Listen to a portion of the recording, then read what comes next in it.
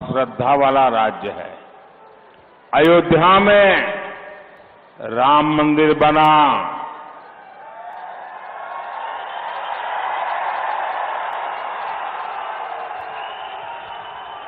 अयोध्या में राम मंदिर बना, उसके स्तंभ और दरवाजे के लिए जो जरूरी चीजें थी वो हमारे तेलंगाना के लोगों ने भेजी है। वो दरवाजे आज मंदिर की शोभा बढ़ा रहे हैं।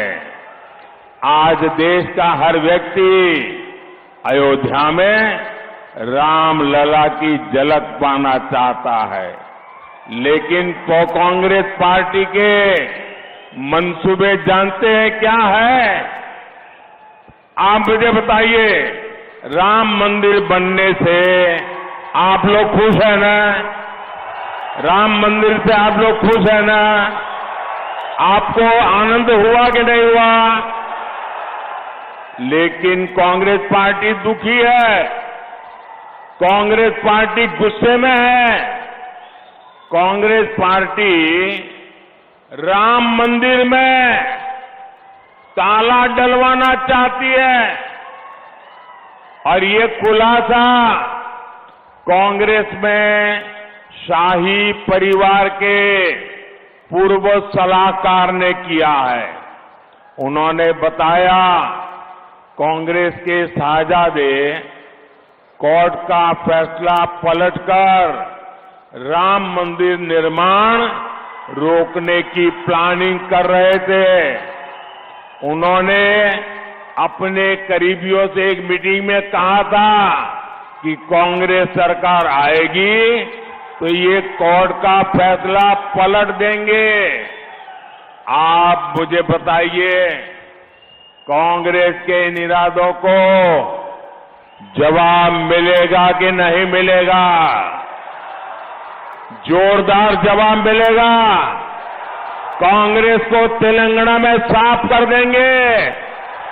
राम मंदिर की रक्षा करने के लिए क्या तेलंगाना कांग्रेस को साफ करेगी? उन्होंने, उनके साथी ने कहा है कि राम मंदिर का निर्णय उलटने वाले हैं, क्या उलटने देंगे? మిత్రులారా, మన తెలంగాణ ప్రజల యొక్క భక్తి శ్రద్ధలు విశ్వాసము మొత్తం ఇవాళ దేశం గమనిస్తా ఉన్నది. అయోధ్యలో ఒక భవ్యమైనటువంటి రామ మందిర నిర్మాణం అయితే ఆ రామ మందిర నిర్మాణానికి, ఆ ఆలయానికి తెలంగాణ నుంచే, మన తెలంగాణ ప్రాంతం నుంచి దానికి తలుపులు పంపించారు. ఆ తలుపులు వల్ల ఆ మందిరానికి ఎంత శోభనిస్తున్నాయో ఇది తెలంగాణ భక్తుల వాళ్ళ శ్రద్ధతో ఏర్పాటు చేసిన తలుపులు. ఆ రకంగా మొత్తం ప్రజలందరూ కూడా రామ మందిర నిర్మాణంతో సంతోషాన్ని వ్యక్తం చేస్తూ ఉంటే కాంగ్రెస్ పార్టీ మాత్రము ఈర్ష్య, ద్వేషము, ఆ రకంగా ఈ మందిర నిర్మాణం కాకుండా ఉంటే బాగుండేదని కోర్టు తీర్పుల ద్వారా ఏదైతే భవ్యమైన రామ మందిర నిర్మాణం అయిందో, కాంగ్రెస్ అధికారంలోకి వస్తే ఆ కోర్టు తీర్పును కూడా పునర్పరిశీలిస్తామనేటువంటి వ్యాఖ్యలు చేస్తాను. అంటే ఆ యొక్క కాంగ్రెస్ యొక్క రాచరికమైనటువంటి వ్యవస్థ, ఆ యువరాజు కుటుంబం ఇవాళ ఏ రకంగా మన భక్తుల యొక్క మనోభావాలు దెబ్బతీసే విధంగా జరుగుతుందో అటువంటి కాంగ్రెస్ పార్టీకి తెలంగాణ ప్రజలు బుద్ధి చెబుదామా లేదా? ఒకసారి ఆలోచన చేయండి. బుద్ధి చెబుదామా?